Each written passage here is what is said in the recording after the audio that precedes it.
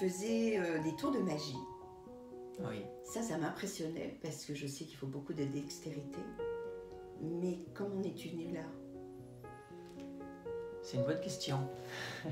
Je me suis souvent posé la question si j'étais né avec cette passion ou si je l'ai cultivée par peut-être des événements. Souvent, quand on est enfant, on observe, on est curieux de certaines choses. Et puis, en y réfléchissant, il y a une scène qui m'a marqué. C'est que j'avais vu l'ami de ma tante qui m'avait fait un tour de magie avec des pets, ces petits bonbons.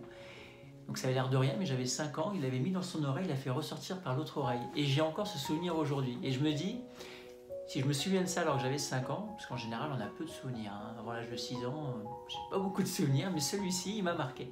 Je pensais que pour être magicien, il fallait avoir des parents magiciens, un papa magicien on va dire. Et puis un jour, alors j'avais 14 ans, je suis passé devant une boutique de magie. Et j'ai enfin découvert que ça pouvait s'apprendre par les livres. Moi, émerveillé à découvrir plein de manuels, de cassettes vidéo à l'époque, d'objets qui signifiaient pas grand-chose pour moi. Et j'ai mis le doigt dans l'engrenage puisque je me suis formé aux techniques de manipulation de cartes, à ces mallettes de magie qu'on commande pour Noël. Et j'ai exploré tout ce monde qui était très vaste en même temps, pour moi d'une grande richesse, puisqu'on peut faire de la magie avec un peu de tout ça. Qu'est-ce que tu essayais de faire passer comme message? Je sais pas si j'avais des messages à faire passer, c'est plus... j'ai toujours été un petit garçon très calme, qui faisait pas de bruit donc, et quelque part c'était mon exutoire, c'était ma façon à moi de m'évader. Et la magie ça s'apprenait, qu'il y avait des manuels, des cassettes vidéo, et c'est à ce moment-là que j'ai démarré la manipulation des cartes. Et de là, de fil en aiguille, je me suis intéressé à beaucoup de domaines, les pièces, les cordes, les balles, enfin, c'est absolument sans limite. En fin de compte, derrière, quelles sont les qualités requises pour être magicien, mentaliste? Ça passe par la passion. Si on n'est pas passionné, ça ne peut pas fonctionner. S'il y a juste de la curiosité pour connaître le truc, ça ne fonctionne pas. Ça passe par la patience, parce que c'est du travail, c'est de la patience et donc de la persévérance surtout. Parce que les résultats ne tombent pas du ciel, c'est beaucoup de répétitions. Et si on n'est pas passionné, on abandonne. Mais quand on est passionné, qu'on est patient, on persévère et puis forcément on y arrive. Et je crois que c'est pareil pour nous tous, hein, dans quoi qu'on fasse. Là, tu pourrais arriver à me sortir un truc? Il faudrait faire un tour avec des cartes, de mentalisme avec des cartes. On peut faire un mix, puisque j'ai amené un jeu de cartes avec moi. Alors, je précise que c'est pas des cartes truquées, hein, donc je vais te les donner. Je vais te laisser regarder que je ne... Tu montres que les deux là. oui, Elles sont toutes différentes. Hein. Je suis avec lui, c'est bien moi. Je regarde un trèfle une fois.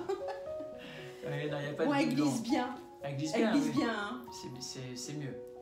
C'est mieux. Tu voulais les mélanger peut-être? Ouais, why not? Hein, comme ça, on dira pas que... Allez, on mélange. Il y en a 32, hein, et petit paquet. 32? Ah non, il y en a un peu plus que ça quand même, parce que c'est un jeu de 52 cartes à la base, mais c'est vrai que comme parfois dans certains tours j'ai déchire, il peut en manquer. Mais il y en a quand même un peu plus que 32. Parce que sinon... Si t'avais là tout de suite une carte favorite à me donner, ce serait laquelle?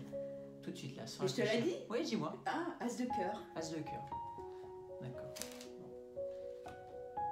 J'avais misé sur la dame de cœur. Ah, ça peut... Ouais. Non, j'ai plus haut, tu vois. Tiens, regarde, je t'invite à prendre une carte, celle que tu souhaites. Vas-y, tu la prends.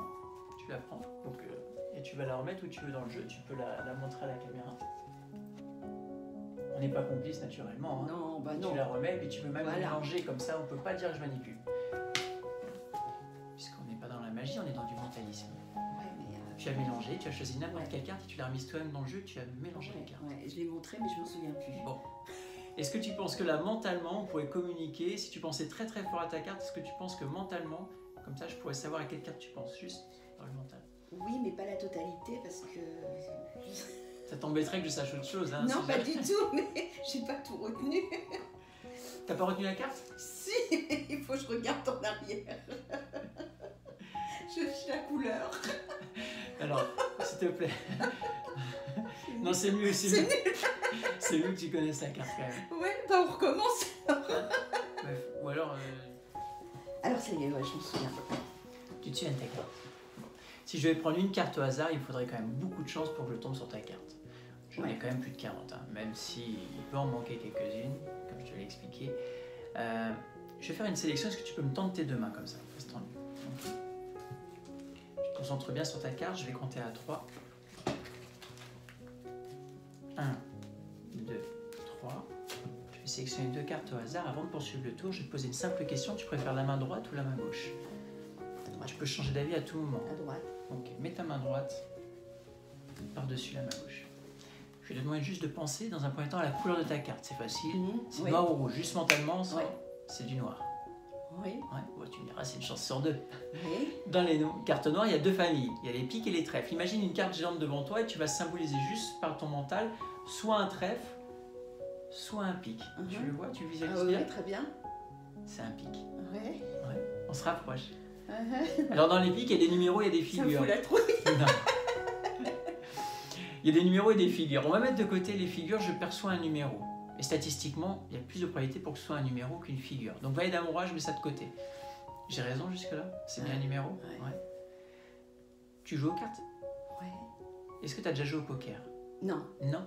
Pour le coup, le poker, c'est un jeu de bluff, de bluffeur.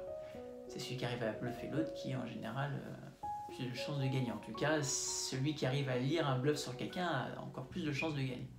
Ce que je vais faire, c'est que je vais te poser à chaque fois la même question. Je vais aller du 10 à l'As. Et à chaque fois, ta réponse doit être un non catégorique. Si je te demande si ta carte est le 10 de pique jusqu'à l'As, à chaque fois, tu vas me répondre non. Sauf qu'à un moment donné, tu vas devoir me mentir, puisque je sais que c'est du pique et je sais que c'est un numéro. Ça va, c'est clair? Donc je peux dire non, même si c'est oui. Oui, tu dis toujours non. C'est facile. Je dis toujours non, voilà. Et moi, je vais essayer de voir quand est-ce que tu me bluffes. Okay. Parce que je joue beaucoup au poker. Est-ce que ta carte, c'est le 10 de pique? Non. Le 9 de pique? Non. Le 8 de pique? Non. Le 7 de pique? Non. Ça se joue à des petits détails. Hein. Ça se joue à des petits détails, mais ton nom, il a été plus accentué. Il y a eu une petite mimique qui, de mon expérience, me dit que tu as menti. On va pas regarder plus ce qu'il y a dans ta main, mais qui me dit que tu as menti sur le 7 de pique et je pense que ta carte, c'était le 7 de pique, Dani. Voilà, cette fois-ci. Attends. On ne regarde pas de suite. Tu l'as vu ou pas? Oui. C'est vrai que tu l'as vu? Parce que je rappelle que tu as pris n'importe quelle carte. Tu as mis toi-même dans le jeu, tu as mélangé les cartes, il ne reste plus qu'une carte dans ta main. Et là, ce serait de la vraie magie. C'est que la carte que tu as choisie soit dans tes mains aussi. Tu sais qu'on est fait d'énergie. On est fait d'énergie. Et si tu crois en la magie, eh bien, tu te concentres sur ta main, quelle que soit cette carte. Si tu penses au 7 de pique, tu imagines ces énergies aller dans tes mains, et bien que tu as la certitude que ce 7 de pique, tu pourras la retourner. Et je souhaite que la magie opère et que ce soit ta carte. J'ai peur. C'est terrible. Bon, ça me bluffe. Ça vaut tous les tours, parce que moi, le lapin qui disparaît, la colombe, ça a moins d'importance que ça. C'est de faire jouer le mental de quelqu'un qui croit, mais en fin de compte, non, tu m'as travaillé par mes petits mimiques, mes petites machines et autres, mais c'est bluffant. Merci, Dani. Alors, justement... Ce qu'il faut savoir, Dani, c'est qu'en magie... C'est l'illusion. C'est l'illusion, et donc tout est possible. On pense à un effet, on ne cherche pas à savoir le pourquoi du comment au démarrage. On a une idée, je veux faire tel effet, eh bien, il y a des solutions. Alors, les grands magiciens comme David Copperfield s'entourent de consultants et des personnes qui vont élaborer la technique pour arriver à l'effet désiré. Et en général, les magiciens qui sont dans la lumière, derrière, il y a beaucoup de monde. Il y a beaucoup de monde qui travaille en amont sur les effets. Alors quand c'est pour la télé ou sur scène, c'est encore des choses différentes. Ou quand c'est comme ça, de magie close-up, proximité, c'est encore autre chose. Mais c'est comme tout, il y a des techniques. L'avantage, on peut pas parler d'avantage, mais dans les magiciens, on a des secrets et que peu de personnes connaissent et on les utilise. Tu signes c'est de la connaissance. On te fait signer une charte? Non. Non. Non. Non, mais en même temps, il n'y a pas de sens de révéler et d'utiliser peut-être des effets magiques aussi pour émerveiller et puis pour être différenciant. Mais avant toute chose, c'est ça, c'est l'envie de rassembler les gens et de construire quelque chose ensemble. C'est d'ailleurs la raison pour laquelle j'ai voulu créer le cercle magique. Mais c'est joli en plus, c'est très très bien pensé, le cercle magique. On se laisse rêver, on a l'impression qu'on va rentrer dans quelque chose qui va nous permettre... par quel biais je peux te rencontrer? Tu as un site? Tu as... Très simplement, aujourd'hui on a Facebook déjà. Mon profil il est public, donc avant tout c'est ça. Après j'ai pas créé de site internet, j'ai envie de le faire. Et en même temps je suis dans une situation aujourd'hui où j'ai, même si ça s'est éclairci, j'ai de la difficulté à me positionner quand je me présente. Parce que les gens nous catégorisent souvent, ils nous mettent dans des cases. Et j'ai eu un parcours assez atypique où pour les gens ça peut être compliqué de me voir en entrepreneur, en artiste, en développeur de réseau, en consultant patrimonial. Tout ça fait que... Oui, et je crois que tu as une très jolie phrase à me dire. C'est une phrase de Xavier Dolan, qui est un réalisateur québécois, et qui dit « Je crois que tout est possible à qui rêve, ose, travaille et n'abandonne jamais. » Écoute, sur cette belle phrase, on va y aller. Hein. Très bien. Travailler. Merci beaucoup. Merci Julien.